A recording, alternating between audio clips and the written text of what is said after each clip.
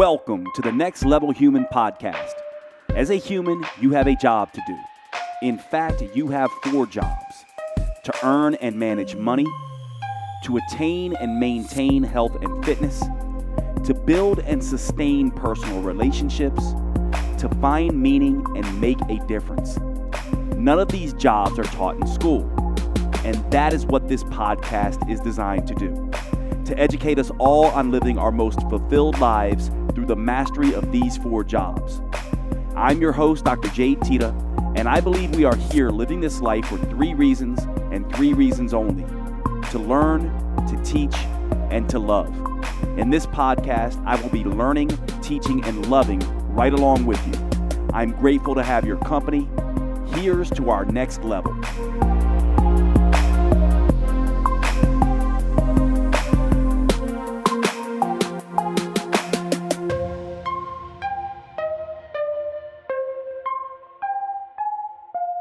It's time to talk about one of our sponsors of today's episode, AG1 by Athletic Greens. Now, many of you have heard me say this before, but I am not a fan of vegetables, which I know is funny given I've been in the health and fitness industry for so long. I blame my mother and father for this. When I was a kid, what they would do was essentially take the broccoli, the Brussels sprouts, the spinach, the collard greens, and just steam them. No salt, no fat, no taste whatsoever, just these bitter greens. And so I developed a distaste for a lot of different vegetables, which has stayed with me into adulthood. One of the things I've done to mitigate that is use a greens powder pretty much ever since greens powders have come out on the market. And I've tried every single one. They started out tasting like swamp water. I found a few that I really like the taste, but recently, one that I have been taking for a very long time, as you all know, I wear a continuous glucose monitor. I found that it was actually spiking my blood sugar because probably the tapioca starch in it, which some people don't respond to tapioca starch with elevated blood sugars. I was. And so it sent me on a mission to find another one. And one of my friends turned me on to AG1 by Athletic Greens. Now, I've heard about Athletic Greens and AG1 for quite some time. I just never tried it. And now that I have tried it, I have become a huge fan. So much so that I partnered with Athletic Greens and AG1 to sponsor this podcast. Now, let me tell you what happened here. After I saw that my blood sugars were spiking, my friend gave me a couple samples of AG1. I began using those and testing the blood sugar and found there was no spike. The other thing I found is that AG1 is interested in its taste profile. It's very neutral. The one I was taking before was a little sweet. I really loved it. But this one is very neutral, which actually suits me because what I found is I can actually not only take this first thing in the morning in water and have it taste very neutral, almost like there's nothing there. I can also add it into my protein shakes, which means now I'm getting double the greens than I was getting previously because I add this right into my protein shakes and it does not change the flavor of the shake at all. The other thing I realized once I started looking at the label is that this product is not simply a greens product.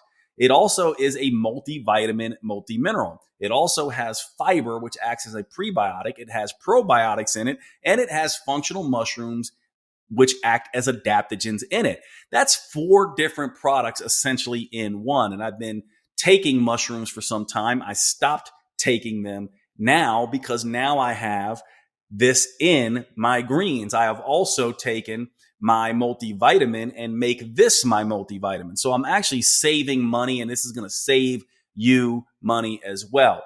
The product AG1 is also NSF certified. And you're going to say, Jade, what does that mean? The National Sanitation Foundation is a foundation that essentially does testing on products to make sure there are no harmful substances, no persistent organic pollutants, no heavy metals. Now, this costs money to do. AG1 and Athletic Greens has spent the money on this. They spend money on making sure that the product that you are getting is good quality without contamination in it. You might say, well, Jade, isn't this true of all products? And actually, no, it is not.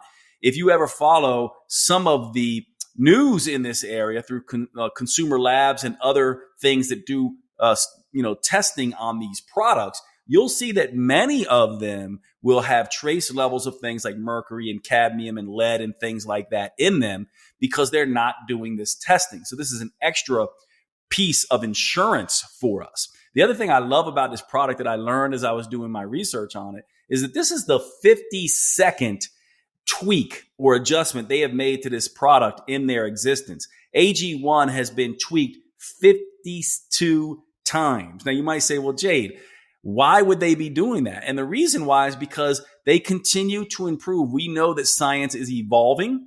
We know that it's not just about more nutrients. It's about balanced nutrients. It's about the Goldilocks effect of this. And they are constantly learning, as we all are, and then constantly adjusting their product to taste better, to be more efficient and effective in delivering the nutrients. It acts as an antioxidant. It acts as a multivitamin. It's a prebiotic, a probiotic, and an adaptogen all in one. They have mastered this over several iterations of this particular product. And so I am a huge fan right now of AG1 and Athletic Greens. And I'm hoping that you will check this out. It's time for all of us to reclaim our health and arm our immune system with convenient daily nutrition. And AG1 does that with just one scoop in a cup of water every single day. That is all you need. There is now no longer a need for a million different pills and supplements to look after your health. All you need is this particular one. It really clears the stage to simplify your supplement regime. To make it easy for you, Athletic Greens is going to give you a free 1-year supply of immune supporting vitamin D and 5 free travel packs with your first purchase. All you have to do is visit athleticgreens.com/next level.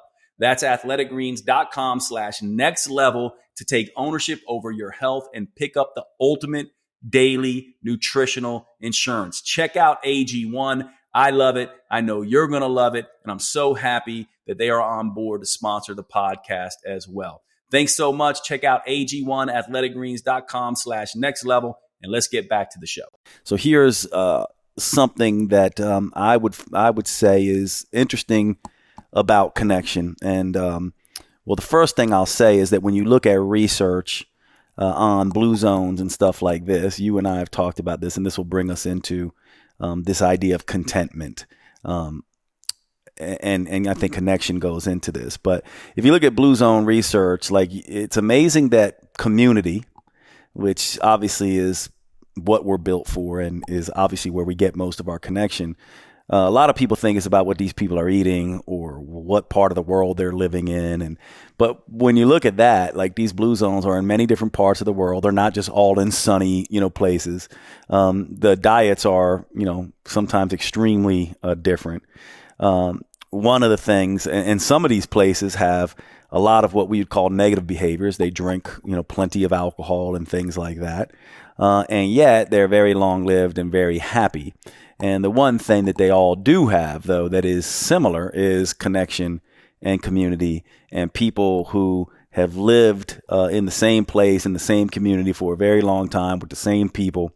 And it seems to make the biggest difference in the world for them. And I think, that's connection. But then I think the other part of this that you and I wanted to talk about is this idea of when you feel like you belong, when you feel like you're safe, when you feel like you have people who are on your team, and you do have a sense of, I'm safe, I'm happy, I'm more content.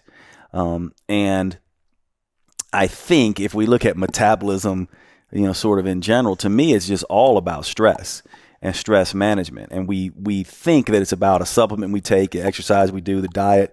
I think you and I have gotten to a place where I'm like, it's your perception about your social environment mainly, and whether you belong. If you really feel like you belong, there could be a war going on around you, and you will feel like you matter and make a difference, and you will be in a much happier place than people who've got nothing going on but also feel sort of isolated. And so I think this idea of contentment, I think, is a piece of it is connection. But then I go, what are the other pieces of this? And you brought up last night when we were in the sauna a Danish, is the Danes? Yep. So tell them a little bit about that, because I loved this. Yeah, so we both love looking at different societies from a health perspective, from a well-being perspective, and I stumbled across a book called A Year of Living Danishly that I just finished and absolutely loved. I just started it. I don't even know why I started it. Like, it's so specific, but the idea was that this is the happiest, or consistently one of the happiest countries in the world. And the key theme throughout the whole book was this idea they have in their culture called hygge. And I think it's spelled Hyggge, and it's pronounced hygge. And there's no direct translation to English, but it's this concept of really this internal feeling of coziness. So they're constantly doing things that try to just these warm sensations. I think we all kind of feel this. It's like the number one per capita place that burns candles. It's like they invest in stuff like wool and cozy outfits. They design their living spaces in ways that, like this, like the chairs. So you engage with other people, and they create these spaces, even though they also have one of the highest alcohol consumption per capitas. They're also one of the happiest and healthiest societies out there, which I find completely fascinating. So we were talking about this idea of hygge and just how we can create this in our lives when maybe our society being in America isn't exactly designed for it. Because one thing I will say, you look at all these other cultures like, wow, that's amazing. They do this so well. But what you forget about is the trade-off. So connection is wonderful. Belonging is wonderful, but it's also inconvenient and inefficient. And I think that's one thing that we miss in the West, because we are very about efficiency and convenience and go. And the problem is that connection's not convenient. Picking up your friend from the airport, especially in a city like LA or something, that's how you know who's in your corner. You driving to downtown LA to help me move. That is not convenient. And I'm always thinking about this, because in this book, The Danish, you help raise other people's kids. You help them with their lawn care. Like you're using a lot of your free time on other people. So it's not really efficient or convenient. And I find that really interesting. But yeah, this idea of hygge is just how can we create this? A lot of it is how we shape our living environments. You walk into every American household, and what does the couch face? The television. Whereas they are more oriented around each other. They create living spaces that are close. I like a lot of clothes. They also eat a lot of like baked goods. So it's not these healthy things. Drink a shit ton of alcohol. It's cold. They don't really get out and exercise or walk in the winter. It's cold for a long time. They're trapped in their house. So they burn candles and they have conversations and they play music and they just try to embody ways that really create that warm and fuzzy. So I've been trying to create that in my own life. And it's been a little bit of a challenge. It's new for me, but I love this concept of hygge. Yeah, I love it too. And I think it dovetails really nicely into the other conversation that we had or we're having about connection. Because to me, I guess I go, if you're content and you're constantly feeling filled up, you're far more likely to go out and want to fill other people up. It's easier to take one on the chin, so to speak, right? And I also like it because I think it dovetails into this idea of, what happens right now with the way we think about stress and the extreme individualism and the inability to recover and all the things that are going on. How many people are actually planning like what they're going to do at night, versus like what they're going to eat and, what diet they're on and what exercise program they're going to do. I think it's extremely healthy. And I have been doing a lot of the same things, not knowing what I'm doing. Like I tend to have a tendency to eat most of my calories at night, whether I'm watching TV or not, but definitely when it's associated with TV. And so one of the things I've noticed, perhaps because I've done a lot of this with clients, but I had never done it myself. But now I'll do a lot of these sort of warm and cozy things. I'll sit on my couch. I'll throw a blanket over me. I'll get sometimes wine, sometimes tea. I'll turn on some classical music. I'll have dimmers, and I'll just kind of sit there and not be on my phone and just think about how comfortable I am. And one of the things I try to do is a gratitude sort of that I'm lucky I'm here. I'm lucky I get to do what I do. This music is, really nice. I'm taking a lot more baths. It's not something guys, would normally say they do, but I'll take, sort of nice hot baths. I love my mornings, with my, sort of my cup of coffee. I meditate like pretty much, over the last 4 months, probably 20 to 40 minutes, 90+% of the time.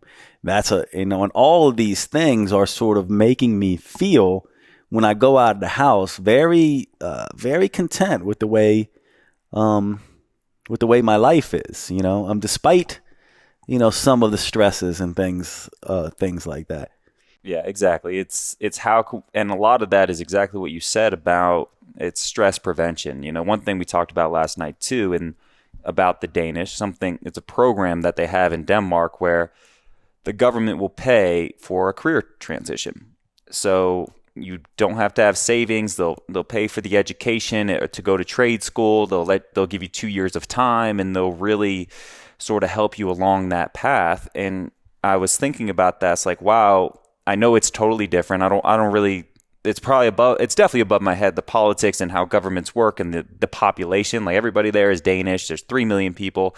We have 340 million people, and everybody is everything. It's a melting pot. So it's different, and I get that, but we can do things for ourselves to help that. Can we increase our savings rate? Like, for a lot of us, having a little bit of a financial security will take that. Let us lay our head on the pillow. Can we build an exercise habit, right? The healthier we are, the more energy we have, and the more resistant we are to stress. Can we create little routines like you have in the evening? I have some myself. I'd love if I can get 90 minutes in the morning of reading a physical book and 2 cups of coffee, and I have the lights a certain way. It's really quiet. Even I live with my wife and my brother, and they basically tiptoe around the morning. Like, Danny's not talking for the first 90 minutes. It's not like I'm grumpy or anything. It's just I'm in this hygge space. It's like I got my blankets and my pillows, and I got my book, and my mind is in the right place. So how can we create these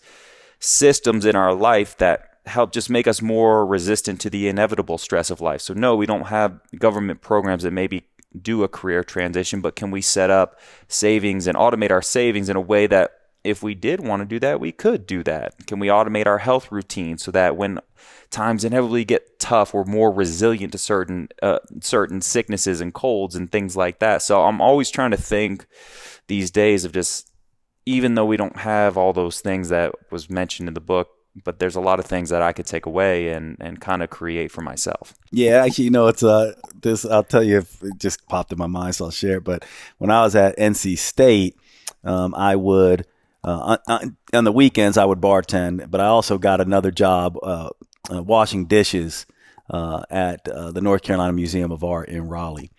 And I'm trying to think, hygge. What hit me is that the place where I felt the most hygge, sometimes I would. Sometimes there'd be like a lull in the dishwashing, and sometimes I'd get ahead and of things, and or after I dishwash, and I'd walk out to the car, and the sun would be shining, the car would be nice and warm, and I'd get into the car and take like this 5-minute, 10-minute like nap. Sometimes it wasn't even a nap because I had to go back to work, or I always had some other place I had to be. But I'll never forget, I never forget how good that feels, and then how good it would translate over into my work, and then how I was with people. And I guess the reason I brought it up is because as you were talking, I was thinking about, like, most of the clients I've worked with most of my life are, they happen to be career women, oftentimes single, with multiple children, right? And one of the things that I've found, and this just happened to be the group of people that I've worked with, women between the ages of 35 to, I would say, 65, but especially that, early 30s, mid 30s woman, they're starting to see all this dysfunction with their metabolism and stuff. And one of the things is they're having a hard time. Of course, I didn't understand this until just last night when you told me about this, but it goes to this idea of the, metabolic recovery and dealing with stress. And they never could find any place to be in relaxation. And it just brought that up to me because I was like, I remember that 5 minutes in that car just felt like home. I still like to get in a car sometimes when early spring or something like that, and I'm out running errands and I get back in my car and the car is super warm. I oftentimes would just sit there for an inordinate amount of time, like, where I'm just sitting in the parking lot in this cozy car. And I think what we humans need to do is we need to think about this idea of contentment in that way.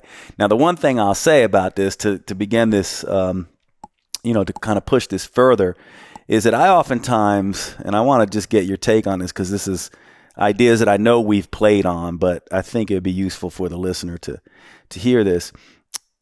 Contentment and happiness, we talk about a lot, and I think they're incredibly important, and I think they come from having a deep meaning, like things around you that bring you meaning, but I do see meaning as an environmental situation, and that meaning can change, which means contentment can change. This hygge, or this cozy feeling, it does require a particular environmental sort of situation that you have to come back to. And I think you have to create that. I think you have to continue, regardless of what's going on in your environment. I think you have to create this place to come back to. Viktor Frankl talked about it in terms of having certain experiences, certain work that fills you up, loved ones and stuff like that. But all that stuff can be taken from you. So then I move into the idea of fulfillment and joy, which I think is the evolution, a deeper sense of contentment and happiness. And I do think they are the quintessential emotional states that we humans really are searching for. It's not necessarily contentment and happiness, although we do need that and we want that. And I do think having that is, we need to have that before we move on to fulfillment and joy. But I think joy is a deeper expression of happiness, a happiness that comes out of us versus comes to us. And I also think that fulfillment is also a sense of contentment that flows out of us, doesn't flow into us. And I'm wondering if you have any thoughts about that. Now, I'm only bringing it up because I've thought so deeply about this, and I've spoke about it in terms of meaning gives happiness and contentment. Purpose is more deep and more powerful, and it elicits joy and fulfillment. But I'm not so sure, and just want your take, and then the listeners sort of think about this. What do we all think are the ways to achieve this? One, do you agree with that assessment? Does it speak intuitively to you in any way? And two, how would you say that we would go about achieving these things? Because I think you need both. And I'll just add one more thing. I also think you need fun as well. So to me, I go fun and sort of that kind of stuff is the beginning of the evolution. That translates into contentment and happiness, which is the mid part of the evolution, which then can translate into or evolve into fulfillment and joy. And do you think these are linear? Is that how you see it? I don't know that it's linear because I think you want to have it all the time, but I do think, in a sense, you can get people who mistake them, right? So you can get people who have some passion around something that they do, and it can be fun. Like, for example, maybe a young teenager who loves a particular video game or something like that and is very into it. And when they're into it, they're having fun. And maybe it brings a sense of, even as you get deeper into it, maybe it could bring you a sense of contentment and happiness for a time. But I do think that while you need those and they have to stay there, I'm not saying it's like you go from one to the other. I just think that there is a top of the pyramid, a place that we really should try to get to that belongs to us and flows out of us, and that passion alone and meaning alone don't do it, and happiness and contentment are not it.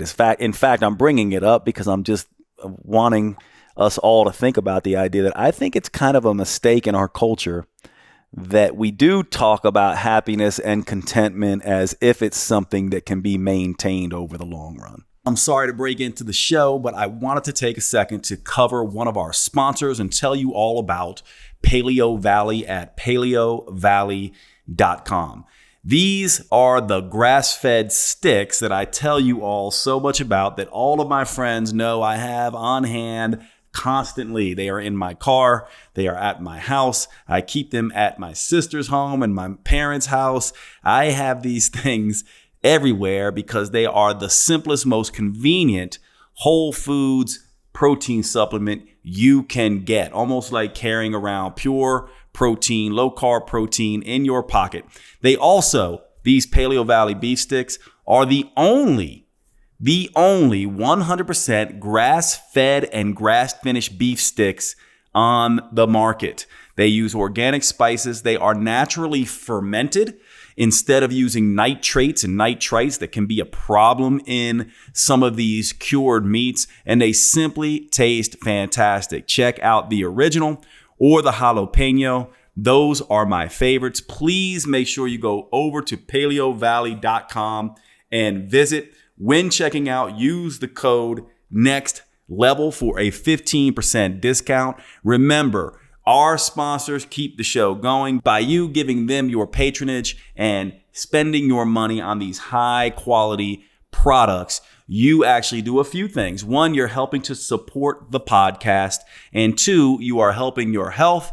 And three, you are making sure that good quality companies like Paleo Valley can be out there doing their business, changing the world, making the earth better. One of the things you may not know about this is that grass-fed organic and grass-finished beef is doing something that is so utterly important for our environment, actually helping to repopulate the topsoil. A lot of people don't know this, but our topsoil is being extremely depleted, and raising animals, especially cattle, the correct way helps to get that topsoil back. This is one of the reasons why I love Paleo Valley. Not to mention it tastes fantastic, but they're one of these companies, like my other sponsors, Cured Nutrition and Organifi, that are doing the right things by the environment. I really appreciate everything they do, and I hope you will check them out. Thanks so much. paleovalley.com. Use the code NEXTLEVEL. And now back to the show.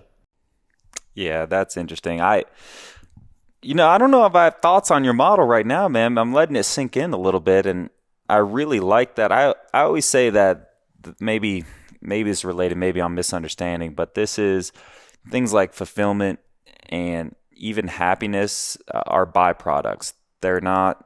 So they're things like you start with the fun or the play. You start with a little bit of pleasure. You start with living by your values. Like character is a great sense of fulfillment. There's nothing, being proud of yourself for doing the right thing when it wasn't easy, when it wasn't efficient, I think is huge. These are all things that we can create. And I believe that fulfillment is more of a byproduct of that. So if you create a life in which you embody kindness because it's one of your values, and you embody honesty because it's one of your values, and integrity because it's one of your values, and that you act those out in the world, and you have your hobbies like your video games or something that takes you out of the stress of everyday life. I really do think a little bit of escapism is really important for us. Whether it's television or video games in the right dose, I think that's really, really important. Doing things that are fun, doing things with other people, moving or having a habit of movement, all those things that we actually do kind of fill into that byproduct of life satisfaction. So I'm probably taking it a little bit different direction.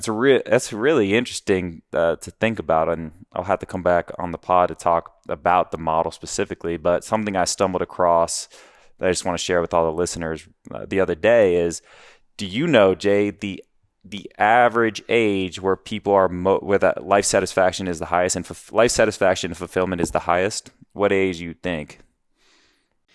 Yeah, actually, it's interesting. I have two answers to this, and we'll see which one is right. One part of me thinks that it's going to be in the late teens, early 20s, and the reason why I think that is because this is a part where you're learning a ton, you're highly engaged, you're having lots of struggles, you're having lots of wins, lots of losses. It can seem highly engaged, but that I don't want to answer that. And the reason why, because I think that that's a potential, but I also think people at that time of their life, they might look back at that time of their life and go, that was a wonderful time. But I think they're too anxiety driven or too in the adolescent state to really appreciate that.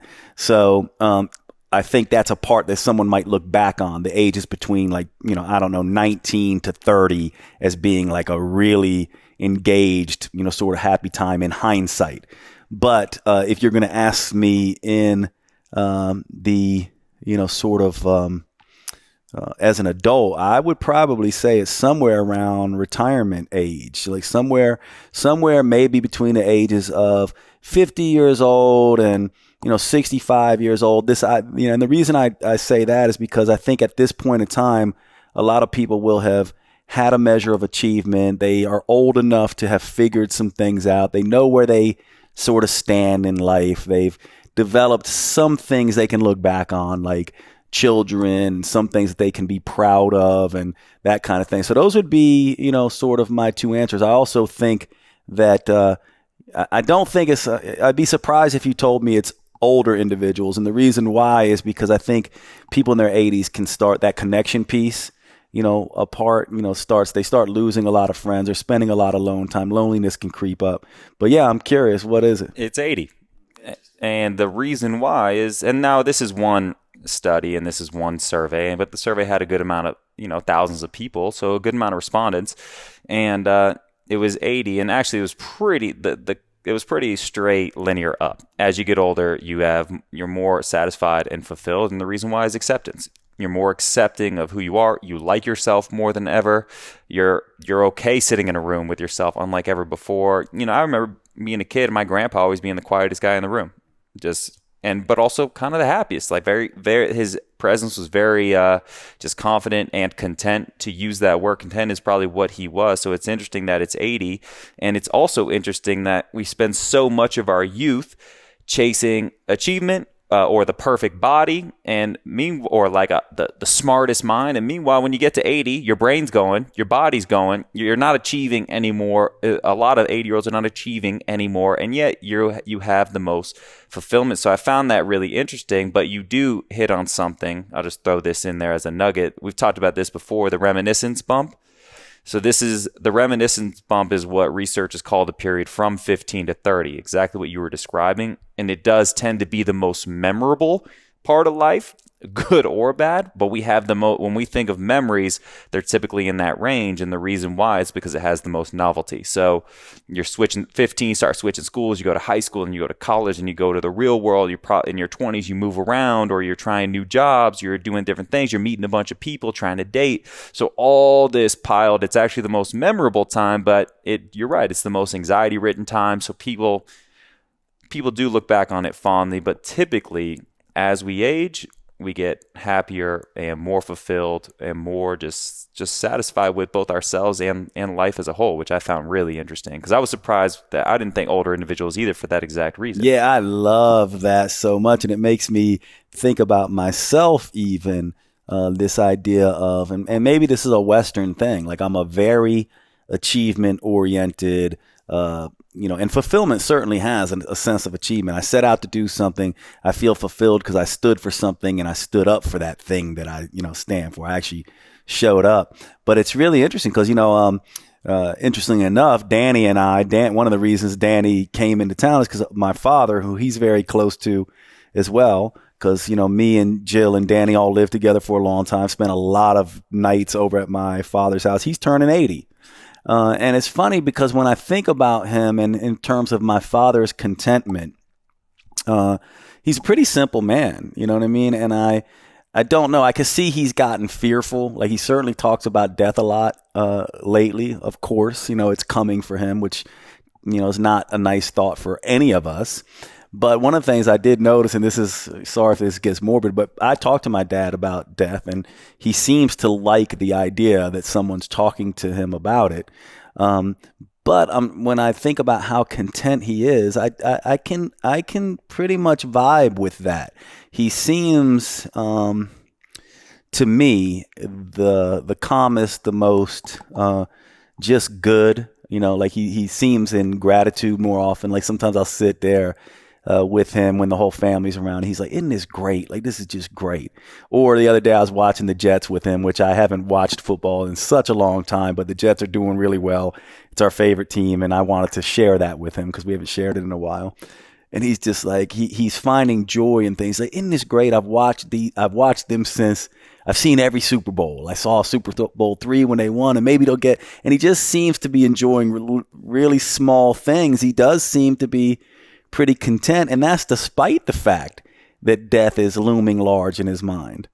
Yeah. And probably health stuff, aches and pains, things that physically we spend so much time trying to avoid and look good, keep the abs and all. And then all of a sudden, you just don't give a shit. Acceptance and gratitude become more popular thoughts. I found that really interesting. But yeah, I'm glad you brought your dad up, because I was going to ask, like, would you say in your conversations with him that, and I'll ask him this weekend too, just out of curiosity. Yeah, you want to know what's interesting about, I think, my father. I talked to him a lot about this, because obviously you and I, this is what we do. And this speaks again to the discussion you and I had together about connection. Like, part of what I'm interested in people's deep thoughts, about what they, sort of are going through. And I ask him about these things a lot. But my father is pretty simple. He stays in the present moment. So I do think this idea of contentment and acceptance and being just present, my dad doesn't get too far ahead in the future, and he doesn't dwell on many things from the past. My mom, on the other hand, is very different than that. She's a little more neurotic than him, can think about insults in the past and things that were done to her or things that weren't fair and dwell on that stuff. She also tends to worry about things that she's not getting done and this and that kind of thing. But my dad definitely doesn't seem to dwell on things from the past.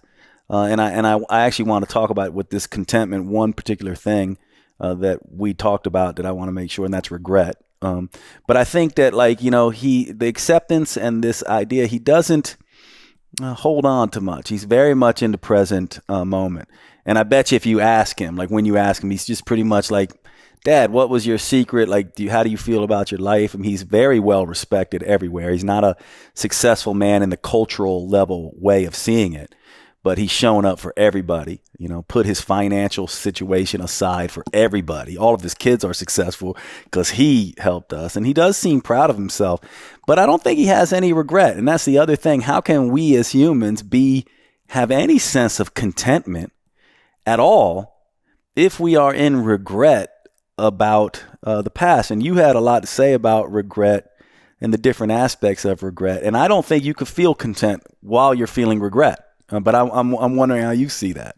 Yeah, man. Thanks for teaming me. I love this shit. I just finished another book, The Power of Regret by Dan Pink, and this was definitely a confirmation bias book for me, because I remember even back living with you and Jill, I just remember you guys being like, I don't have any regrets, and I just remember being a little bit perplexed, like, how do you not have regrets? Like, it didn't make sense to me, and I couldn't articulate why. And this book comes along, and the thing about regrets, if you're one of these no regrets people, I would argue, correct me if I'm wrong, dear listeners out there, but I would argue that of course you've had regrets. And the reason I say that is because if you ask anybody who says I don't have any regrets, you just say, well, is there anything you would do differently? And they go, well, yeah, there's a couple things I would do differently. So you go, well, that's a regret. What I think typically people mean, and you correct me if I'm wrong, Jay, when they say I have no regrets, is that they're not ruminating on those regrets. They're not playing them over and over in their head. They're not reliving them over and over. And it's a huge distinction, because regret is a normal part of the human experience. I actually just did a quick pod, a little bit covering this on my own podcast. It's part of the human experience. If you're living, welcome to the club. You're going to make mistakes. You're going to trip up. You're going to say something stupid. You're going to do something you wish you didn't do. And that's perfectly normal. And there's so much power in that to learn, to grow, there's a bunch of research showing how regret makes people more resilient.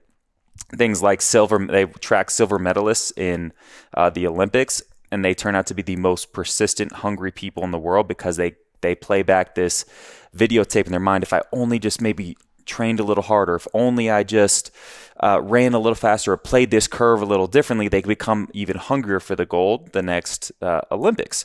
And so we all experience regrets, and I think those of us who can utilize them in the right way, first of all, just acknowledging that, hey, yeah, we all have regrets. That's a human experience. Now, not ruminating on those regrets is great, but taking the lesson, taking the time to say, what could I what could I have done differently is actually a huge piece of learning and development. And I would actually argue that's probably where a little bit of the 80-year-old contentment comes from, is people, they've seen so much. They've made a ton of mistakes and they've seen things work out, or they've seen how things evolve, or they see things that maybe you think are a huge deal at, I'm 31. Maybe they're a huge deal to me that your dad would be like, dude, that is like a tic-tac of a problem. You know what I'm saying? So I think a piece of that's why we get so content in our 80s. But and we can go in a different direction, but I'm glad we kind of touched on this, because I really do think it's an important part of contentment. Those who struggle either just deny that they have regrets, they don't learn from those mistakes, and that's a problem. Or on the other end of the spectrum, those of us who replay the thing over and over and over and over and over, that's not beneficial either. So you want to find that sweet spot, take the time with that stuff. And maybe we could talk a little bit about some of the wet process, the wet therapy, because this kind of applies to that, and how to reshape, and story editing, things like that we can really reshape some of our experience to be really positive and carry us forward towards contentment. I want to jump in real quick and tell you about one of my favorite new products. And to start out, I want to ask you a question. If you had to follow your friends around who are not the healthiest in the world and see what they are doing, what would be the number one thing you would probably tell them to do to start? For most people, that's going to be drinking more water, right? This is something that we talk about all the time in health and fitness. It's almost as if we think of it as an afterthought now, because obviously water is so crucial. However, we oftentimes get this wrong. For example, did you know that when it comes to hydration, just drinking water can make things worse? Most people don't know this. Why? Partly because most people are over drinking water and under consuming the electrolytes that help water do its job. What we don't realize is that hydration is not just about water. It's about electrolytes, the minerals in there, as well as getting that water into the cells. And so you do not want to be over consuming water if you're not getting your electrolytes right. And this opens up a whole new discussion, because most people are not getting their electrolytes right. For example, did you know that too low sodium is an issue? Just as much, if not more so, than high sodium. In other words, what we want, if we're going to get the right electrolytes, is to get the right amount of sodium and potassium and magnesium in the Goldilocks zone. We don't want too much. We don't want too little. We want it just right. This opens up a whole other thing here too, because people who are exercising, doing sauna therapies, doing low carb diets are disrupting and losing lots and lots of their electrolytes. For example, when insulin is not around in low carb diets, you will excrete lots of sodium. In other words, under that state, exercising, low carb diets, all these things, you actually need more sodium. And so if you're somebody who has been just drinking water, not paying attention to electrolytes, and also feeling fatigued, feeling like you're underperforming, not sleeping right, getting cramps, twitches, headaches, any of these things, then you are probably dealing with an electrolyte issue. This is where the product Element comes in. This product has been a game changer for me and many, many of my patients and clients. This is a rehydration electrolyte beverage, basically. It is a powder of electrolytes formulated with 1,000 milligrams of sodium, 200 milligrams of potassium, and 60 milligrams magnesium, without the added sugar and other nonsense that comes in beverages like Gatorade. This stuff is basically a rehydration beverage on steroids. It is the thing that is going to replenish your electrolytes in the right ratios, decrease fatigue, really correct chronic dehydration. And by the way, many people are dehydrating themselves, becoming hyponatremic, low sodium, when they're consuming too much water. You need your electrolytes on board, especially if you are someone who is losing lots of sodium and other electrolytes through low carb diets and lots and lots of exercise. This is where Element comes in. Element is a new sponsor to the Next Level Human podcast. I cannot recommend this product enough. I have been using this stuff for months now, and I have immediately seen changes in my energy levels. I feel like I'm operating on a whole other level, and I have seen this as being the primary thing that people who have been using Element have been telling me, that their fatigue is getting better, especially fatigue that comes after very intense workouts that involve lots of sweating and lots of intense output from the nervous system. Please check out Element. Use the code NEXTLEVEL. DrinkElement.com. That's DrinkLMNT.com. DrinkElement.com, and let's get back to the show. Yeah, I really, this is what I love about conversations like this, and one of the things I love about even the podcast and stuff, because I have been historically, and why you got to be grateful for people who put out books like this book that you read, and then people who teach these books to us, because I have historically been someone who hasn't been aware of that distinction, because I've always been like, I don't do regrets. Regret is a choice. But I love this distinction, because I think what you're saying is, yeah, we all do regrets. But the choice is whether we ruminate on them, or, I guess, to use another R, reconcile them, right? It's just like, are you ruminating on it and living in regret? Or are you reconciling and learning from regret? And that maybe is the difference. I don't ruminate, but from now on, I'm going to change that, because I think this is a really good, these kind of distinctions are really useful, right? Because if I say something like, and Mike points this out, our mutual friend Mike points this out a lot to me, because I'll say stuff and he goes, I get it, but you're kind of like, that's alienating people. Like, a lot of people do have regrets. And, then I go, yeah, I guess I do, but I don't ruminate. So that's the choice point. So maybe it's rumination versus reconciling. And then I guess the next, sort of question here is, well, for example, my affair, with your sister. I was married to your sister, and a lot of people, if you're listening to this, you may not know, we always laugh about this because we're ex-brother-in-laws. I mean, he's just my brother, but what's really interesting is that if I didn't regret, right, then I couldn't learn. So yeah, like, I just guess I never thought about it. Like, I regretted for a time. Otherwise, I wouldn't have been motivated to be a different human, and grow from it. So maybe that's the distinction. And it's a distinction between being stuck in victim. I oftentimes talk about this a lot too. And it's highly triggering. And it was triggering to me when I first understood this distinction, which is like, being a victim is a normal thing. If you've been injured or harmed by somebody, I certainly am a person who goes, you should get empathy. You should have compassion. If we're good humans, we do want to take care of you. But at some point, anyone who's been a victim has to make a choice to stop being a victim. Otherwise, you live in victim and you're doing yourself double and triple harm. And I think it's the same thing here, this distinction that you're making. It's like, everyone regrets, and you have to have these regrets to learn. The choice is whether you live in regret, whether you ruminate on these regrets, whether you make your mistakes and your regret degrade you versus do you grow from them. And one thing that Danny's referring to is that in PTSD research, I came across this study recently when I was preparing for a talk on resilience for A4M. This therapy called WET therapy is just written exposure therapy. And in PTSD, one of the gold standard treatments is 12 sessions of a type of exposure therapy. And it does involve writing, but it's sort of reliving and processing. Think of it as mainly talk therapy. You're sort of talking around what happened.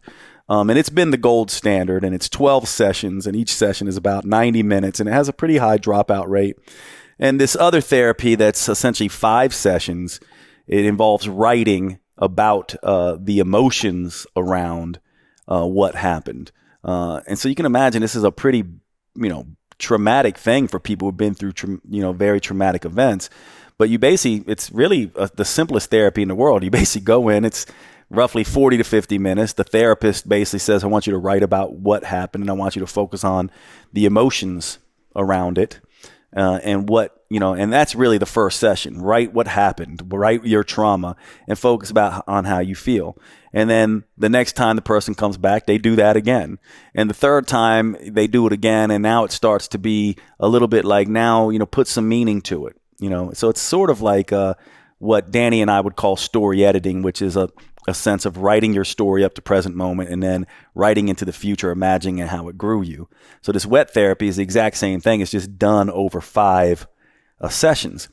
And not pretty strikingly, it actually performs as well or better than the gold standard PTSD treatments in 5 sessions that are 40 minutes long versus 12 sessions that are 90 minutes long with no homework, just the writing exercise.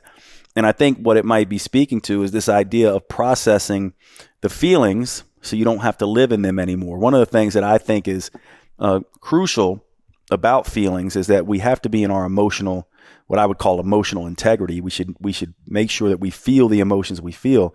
But again, we don't want to live in them. We don't want to live in regret. We don't want to live in anxiety. We don't want to live in depression. We can feel these things. But if we live in them, it obviously keeps us from being content, right? Because you can't be in depression and anxiety and regret and these things and also feel content at the same time. And so if you're living in those places, then there's no wonder you don't have a sense of contentment. And I bet even if you are doing this, what is the Danish term, hygge? Hygge. Even if you are doing these hygge activities to get this warm, fuzzy, cozy feeling, but internally you're living in this place where you're waiting for the apology or you're waiting for someone to forgive you or you're ruminating over the mistakes you made or mistakes someone else made or whatever.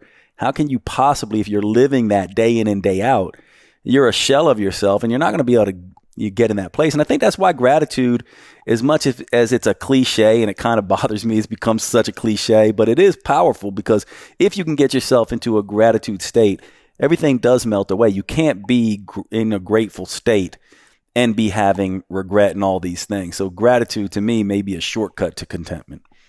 Yeah, you're probably right. And it has become a little bit of a platitude, right? 3 things you're grateful for, but people turn it into a checklist item. I say people, I'm talking about me. I turned it into a checklist item every morning, so I wasn't really getting the power of it, so I stopped. And I probably don't practice gratitude just as a general framework like I should, like we were talking about earlier. You got to have the essence of non-judgment or the essence of I'm actually interested in people. You have to have the essence of gratitude to actually reap the benefits of gratitude. So I would agree with that. And I'm glad you covered the WED. There's another exercise called the Pennebaker writing exercise, which we're both familiar with. This is a professor out of the University of Texas, James Pennebaker, who actually stumbled across this through his own pain. That might not be, I always like to go, like, this is a regular person exercise. I say regular person, meaning just like 80% of us don't have this trauma that a lot of the people who go through WET do. And this is a great just everyday exercise for all of us. And you just set a timer for 20 minutes, 3 days in a row, 20 minutes each writing session, and you just write about the experience, whatever it was. It doesn't have to be a life-altering experience. It could just be one of these regrets that you have, mistakes. Write about it for 20 minutes in the sense of what happened, how did you feel about it, maybe what did you wish you did differently, and then you just do it again the next day. And the interesting thing about this, people I'm sure are like, why would I do the same thing 3 days, is when you write and rewrite, as you know, Jade, writing books, different things come out of you. Different insights, different emotional experiences, different words, and it really helps you articulate and put an understanding and package up whatever that experience was and helps you learn from it. And I think on the other end, just to wrap up the regret sort of and trauma discussion, there is an other end of that spectrum. So ruminating is not the solution, and also ignoring is not the solution, which is, I think, the issue that maybe Mike has, and honestly I do too, with the idea of I have no regrets. To me, it means, well, maybe we're missing an opportunity there to just learn something or grow. If you ignore it, you're not getting the benefit of that experience of how you could do something differently. So on the one end, if you spend too much time in it, that's not helpful. You stay in the victim state forever. On the other end, if you just ignore it, which I tend to do, if I have issues, I'm just like, nah, let's sweep them under the rug. Let's keep it moving. That's probably not the healthiest thing either. So it is a spectrum, and there's a couple different ways to just to think about that ultimately will lead to that contentment that we're talking about. Yeah, actually, the word that I came up with as you were talking before, ruminating versus reconciling, and I think I'll stick with that for a while because I feel like I have through my writing reconciled. And actually, one just final perhaps thing here is about writing. I think I told you this, and I think I may have mentioned it on the podcast for those of you who listen to this. When I did ayahuasca, the psychedelic, I went down to Costa Rica and did 3 sessions with ayahuasca, and at one point, it puts you in this this state where the best way to describe it is you're detached. You have like this break from your ego consciousness. So you feel connected to everything. And there were moments where I just was essentially felt dead. Like I was just out there in the giant electron basically. And then I'd open my eyes and come back in. And I could tell that a lot of people, at least, afterwards we'd have these sessions where people would talk about their experiences. And a lot of people were dealing with old wounds and old traumas and heartbreaks and difficulties with their parents. And I was getting none of that. And so the last night, as I came back into consciousness in one part, it would be like I'm not aware of who I am or what I'm doing. I'm just having these felt experiences and I'm not feeling like I'm Jade, and I don't know I'm in a room, and I don't know I'm in Costa Rica. I'm just everywhere. But then I'd open my eyes and be like, oh, I'm Jade. I'm in this room. I'm in Costa Rica. Right. And in one of those moments, I said, why am I not reliving old traumas? And I had this immediate insight, and this is what this drug, I guess, does, or this experience does. I had this immediate insight that I processed all of them through writing, through thousands and thousands and thousands of words. And I've had the experience of writing stories, and I don't cry much. Like, I'm not someone who typically emotes in that way. When I was young, I was angry a lot, which is a form of crying. But when I have been emotional in the last several years, it always is from writing. And so I process that stuff. And so maybe that's how I'm processing these regrets. That's how I'm reconciling my mistakes. That's how I am feeling this sense of contentment, because I don't have to have, carry that backpack full of all this heaviness, because I've unloaded it on sheets of paper or in notes on my iPhone or in, a Word document on my computer. There's certainly some evidence to that, right? Getting it out, getting words. That's the benefit of talk therapy too. It forces you to whatever's swirling around your head. We think our thoughts are really clear and distinct, and then when we try to get them out, we see how messy they actually are. So when you're writing, it helps you put a shape on the experience and helps you make sense of it, which is hugely powerful to create meaning, to move past it, to create growth and learning opportunities. It's interesting you said about writing kind of moves you emotionally. Every year for my family, I write them these Christmas letters. And they're basically, I stumbled across some research from Martin Seligman. He's a founder of positive psychology. He calls them gratitude letters. And basically you write a letter to somebody saying how much you appreciate them and all genuine stuff that you love about them and what you're so grateful for with the relationship. And then you go and read them these letters. And the results, just the improvements in mood, the improvements of connection, the improvements of the relationship are just astronomical. So I started doing these Christmas letters to people in my life. And I go to a coffee shop early December every year. I start writing these letters. Dude, I'm freaking bawling in public. I don't cry all year, and all of a sudden I'm going through it and then I leave. I feel like I got my ass kicked, like punched and beat up, like my body feels heavy. But I also feel this sense of ease and probably a little hygge, to be honest. Like I feel warm inside. My body it does feel like I got my ass kicked, but it also feels like my shoulders are down. It feels like my jaw is relaxed. It feels like my gratitude meter is full. So it's a really powerful exercise to do, I think, and it's something I made a routine. And actually, people are like, first of all, you're a terrible gift giver, so stop getting us gifts. Just write those letters.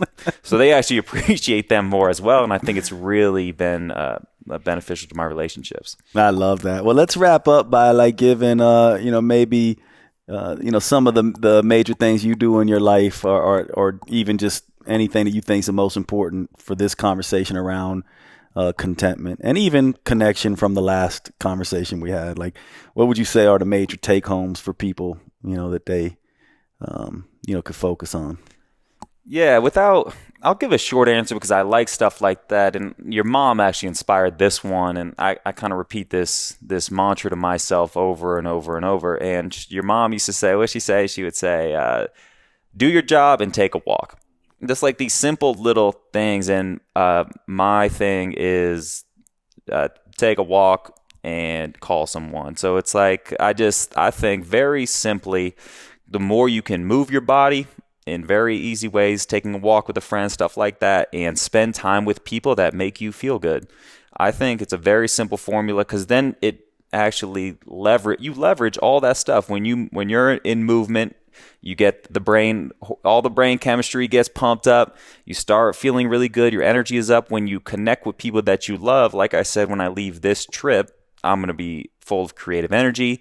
I'm going to be looking people at the eye. I'm going to be smiling at them. I'm probably going to talk to somebody on the airplane, which I haven't done in a while.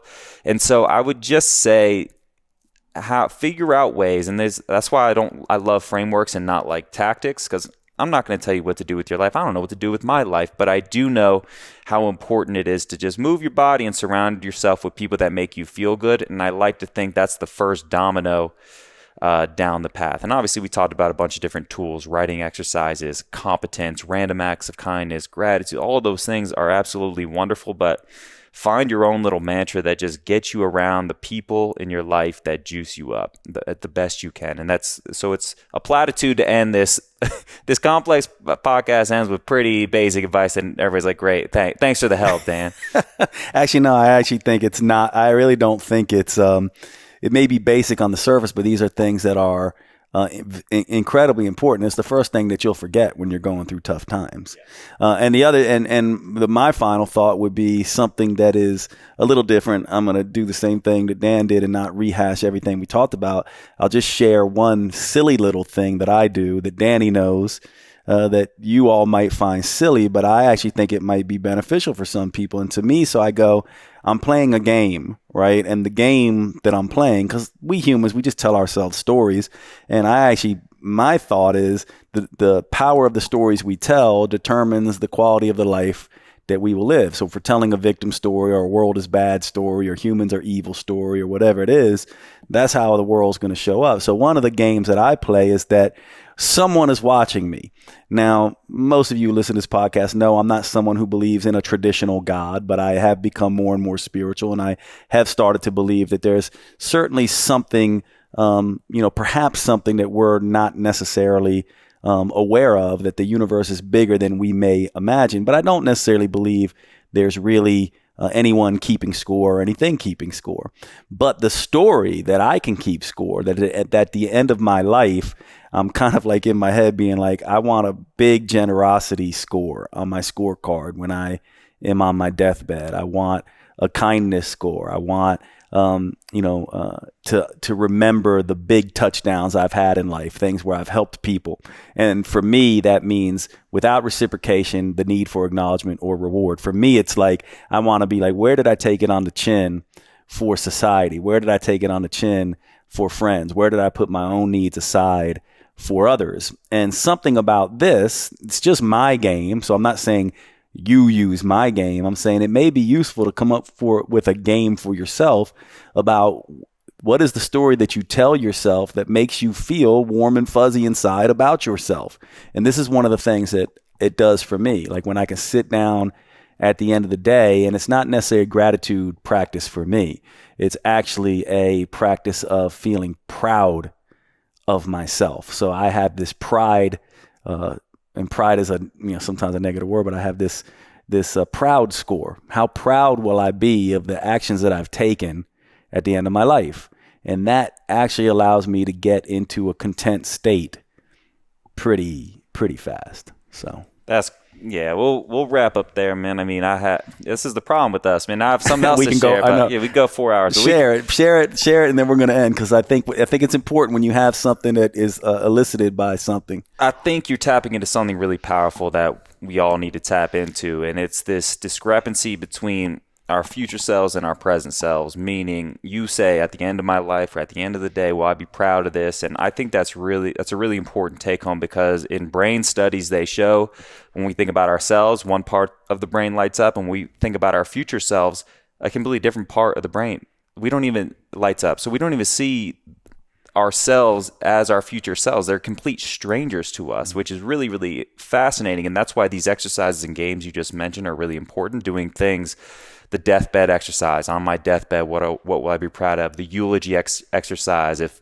someone read my eulogy, what words and characteristics would come up? And I think it's a really powerful tool to try to connect ourselves to who we want to be at the end of our lives and try to close that gap between our future self and present self. And it'll act. And then all of a sudden, all the little things that happen in our life, all the little problems, all the little annoyances become less so. And we're able to be our next level selves, to use your term, much more easier. And we do more things that we're proud of. So I'm sure we keep going on, dude, but I just thought that was a really interesting point by you, or a great exercise to do, just to make you more connected in the moment, more content in the moment, and really more proud in the things you do in this moment. Yeah, and let me finish up with just one story, and then we'll end, because it just made me think of this. I had this person DM me. I get this stuff sometimes, and it was a guy, and he is going through a really tough time, and he asked if we could talk, so we talked.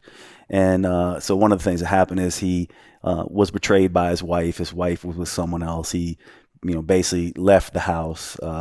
His daughters, he had daughters, don't really understand what's going on and think, sort of he left. So there's this big riff, sort of in the family, and he's beside himself. And this is months ago we had this conversation, but he DM'd me recently, and I forgot what I said, but this just brings it full circle, and it's a really nice thing. But one of the things I said to him, because he goes, I don't know how to be. Like, I don't know how to be with my wife. I'm angry as hell, but obviously I still love her. I don't know how to behave with my kids because my home doesn't feel like my home anymore. And he was just reeling. And so, but the thing I focused on was the idea that he doesn't know how to behave. And I was like, imagine you're going to die in 3 days. What would you want your children, and how would you be, and what would you say to your children and your wife who betrayed you? How would you want them? How would you want to leave them? And he goes, I would want my wife to know that I love her. That's it. And I forgive her. And I'd want my kids to know they're unconditionally loved. And I was like, that's the answer. No matter how hard it is, that's the answer of how to behave. That's what will make you proud. And recently he got back in touch with me. He goes, that conversation has made all the difference. I haven't been able to do it all the time, but in general, my relationship with myself is better, and my relationship with my kids and my wife are better. And I think it's just a good place. We always have that within us if we think about that. I love that, man.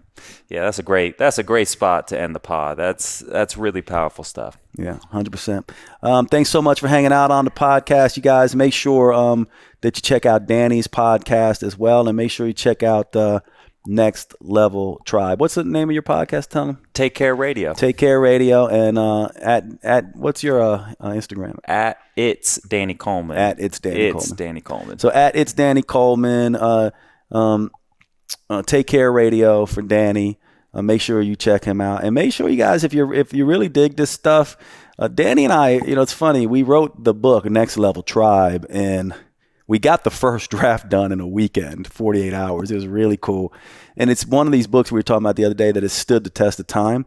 It's actually the one book that I have been involved with that has the most, it's like no one's given it anything less than a 5-star rating, basically.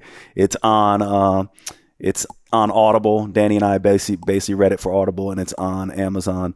And it's a book we're really proud of. So definitely, if you're into this stuff, check it out, and we'll see you at the next show.